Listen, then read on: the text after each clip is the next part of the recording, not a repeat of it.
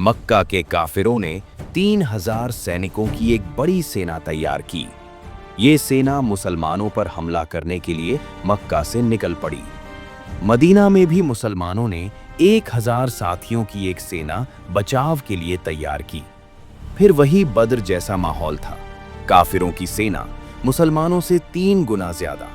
लेकिन इस बार मक्का वालों की सेना में एक जवान और बेहद प्रतिभाशाली योद्धा भी शामिल था, खालिद। रसूलुल्लाह सल्लल्लाहु अलैहि वसल्लम ने मदीना के अंदर रहकर बचाव करने की राय दी, लेकिन अधिकतर साथियों ने खुले मैदान में लड़ने का सुझाव दिया। तो रसूलुल्लाह सल्लल्लाहु अलैहि वसल्लम ने अपनी राय छोड़कर साथियों की राय को मान लिया। 3000 की मक्का की सेना उहुद पहुंची और मुसलमानों का इंतजार करने लगी।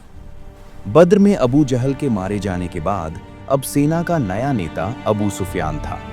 उसके बाएं हिस्से में अबू जहल का बेटा और दाएं हिस्से में 33 घुड़सवारों के साथ खालिद बिन वलीद तैनात थे।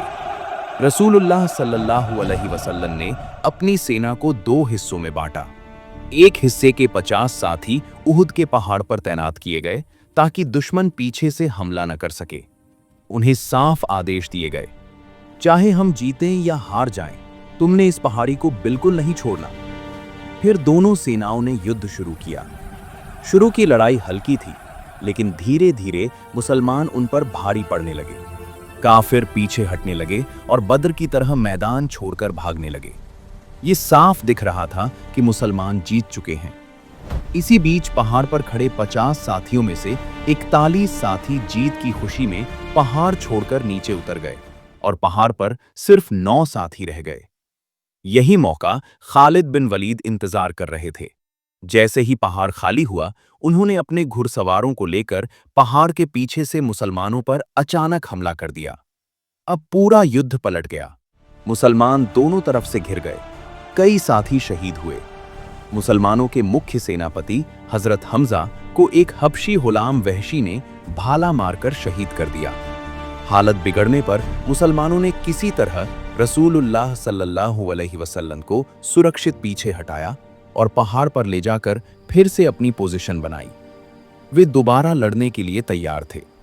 दूसरी ओर मक्का वालों के घोड़े पहाड़ी पर नहीं चढ़ सकते थे और पैदल उनकी गति बहुत धीमी हो जाती थी।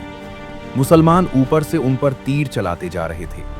ये देखकर अबू सुफियान ने फैसला किया, अब बस हम मक्का लौट रहे हैं। जाने से पहले अबू सुफियान ने हजरत उमर से पूछा, क्या हमने मोहम्मद को मार दिया? हजरत उमर ने जवाब दिया, नहीं, वो बिल्कुल ठीक है। ये सुनकर अबू सुफियान गुस्से से भर गया, क्योंकि उसका युद्ध का असली मकसद था मोहम्मद सल्लल्लाहु अलैहि वसल्लम को शहीद करना और मदीना पर कब्जा करना। लेकिन वो एक भी मकसद पूरा न कर सका। इस युद्ध में मुसलमानों को नुकसान तो हुआ, लेकिन एक बड़ी सीख मिली।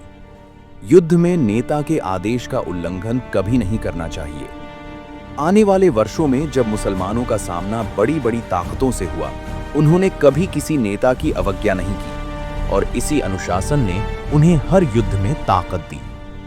मक्का की सेना वापस तो लौट गई, लेकिन अबू सुफियान ने हार नहीं मानी। उसने अगली लड़ाई के लिए 10,000 सैनिकों की नई सेना जुटाना शुरू कर दिया।